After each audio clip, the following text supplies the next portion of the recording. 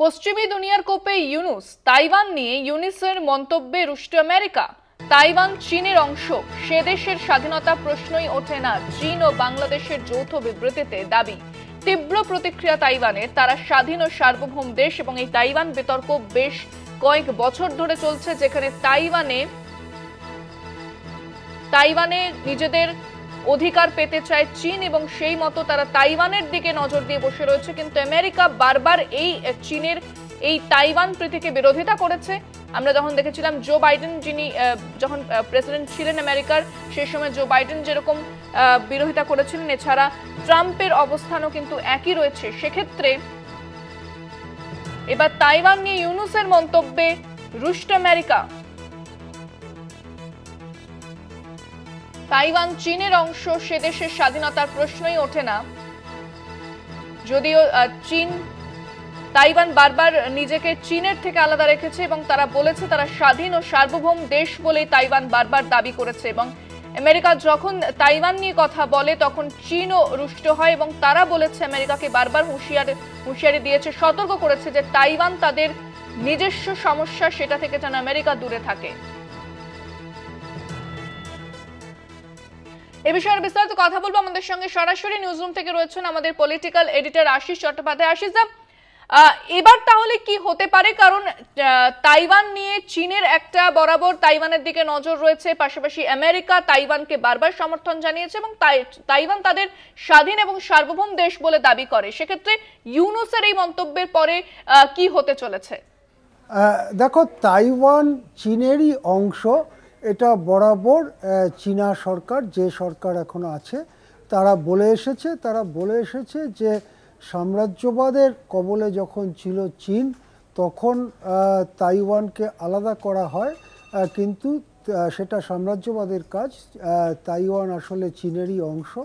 কিন্তু যে বিপ্লব চীনে হয়েছিল 1949 সালে মাও সেতুং বা মাও জেদংয়ের নেতৃত্বে, তখন চীনা যে মূল ভূখণ্ড, মেইনল্যান্ড যেটাকে বলা হয়, সেখানেই কমিউনিস্ট পার্টি কর্তৃত্ব প্রতিষ্ঠিত হয়েছিল। তাইওয়ান অবধি সেটা প্রসারিত হয়নি। তারপরে তাইওয়ান চীনের থেকে আলাদা একটি সমাজ ব্যবস্থা, পুঁজিবাদী সমাজ ব্যবস্থা সেখানে চলছে এবং তাইওয়ান নিজেরা তাদের সরকার গড়েছে এবং তারা নিজেরা স্বাধীন সার্বভৌম হিসেবে থাকতে চায়, কিন্তু চীন তা কখনোই মেনে নেয়নি। এটা হচ্ছে বিতর্কটার প্রেক্ষাপট।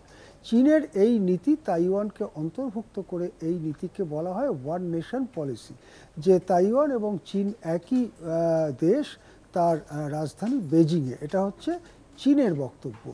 কিন্তু তাইওয়ানের বক্তব্য তারা স্বাধীন সার্বভৌম দেশ, তারা চীনের কোনো কর্তৃত্ব মানবে না। এখন তাইওয়ান যাতে চীনের থেকে আলাদা হয়ে স্বাধীন থাকে, এটাই আমেরিকা চায় এবং এটাই পশ্চিমী দুনিয়া চায়। কিন্তু ইউনুস গিয়ে এমন একটি কাণ্ড বাঁধালেন যাতে এই বিতর্কটা আবার সামনে চলে এলো। সেটা কি না, একটা যৌথ বিবৃতি প্রকাশ করা হলো চীন এবং বাংলাদেশের তরফে।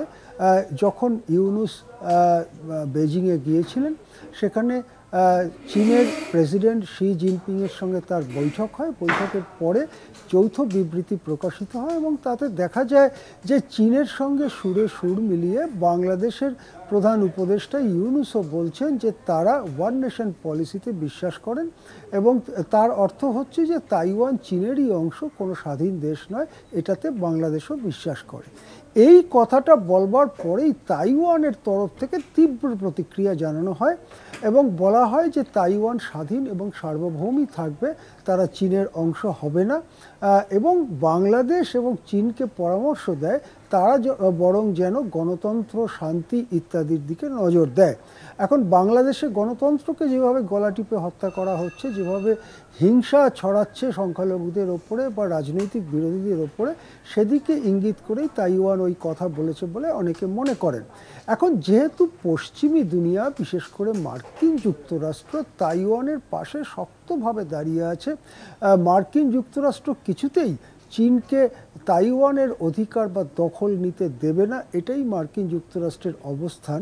সেখানে বাংলাদেশের প্রধান উপদেষ্টার এইরকম যৌথ বিবৃতি বিবৃতিতে স্বাক্ষর করা বা দুই দেশের এই যৌথ বিবৃতি জারি করাটা মার্কিন যুক্তরাষ্ট্র মোটেই ভালো চোখে দেখছে না, বরং এই ধরনের একটা জটিল ব্যাপারে বাংলাদেশের জড়িয়ে পড়াকে, বিশেষ করে নির্বাচিত নয় একটা অদ্ভুত পরিস্থিতিতে ক্ষমতায় বসা ইউনূসের এরকম একটা বড় নীতিগত ব্যাপারে এইরকম একটা আলগা মন্তব্য বা আলগা যৌথ বিবৃতিতে সই করার ব্যাপারে পশ্চিমী দুনিয়া বাংলাদেশের উপরে খুবই চটেছে। বাংলাদেশ নয়, ইউনূস প্রশাসনের ওপরে খুবই চটেছে এবং ইতিমধ্যেই ট্রাম্প ইউনূসের ওপরে মোটেই খুশি নন, বরং খড়গহস্তই বলা যায়।